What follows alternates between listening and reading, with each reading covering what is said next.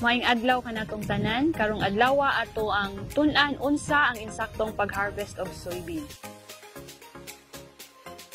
Ang soybean ma-harvest kini sulod sa 90 to 100 days. Ang timailhan nga kinahanglan na nato siya nga i-harvest is mo brown na ang ihang pads ug nangalarag na ang dahon niini. So ang maayo nga pag-harvest sa soybean is kinahanglan ang atong timpo is init gyud siya para dili madaot ang atoang soybean.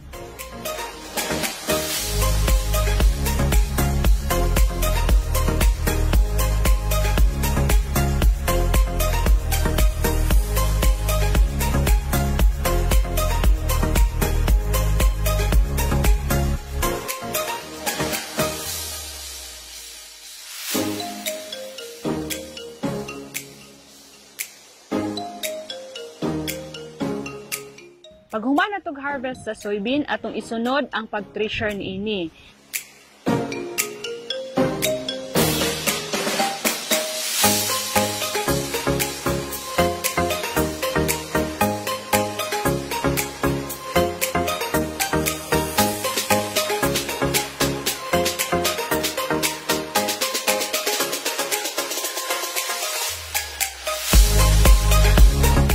Pag human sa pag-thresher, ato dayon siyang ibulad.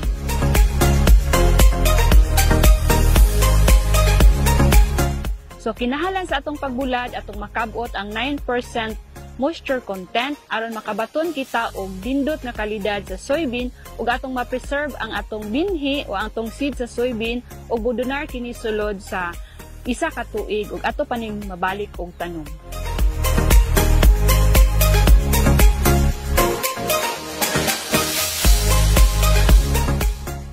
Alang sa dugang kasayuran kabahin sa pagpananom og soybean, bisita lang kamo sa Zamboanga del Sur Research and Experiment Station, Bitinan Experimental Site nga nahimutang sa Bitinan, San Miguel, Zamboanga del Sur.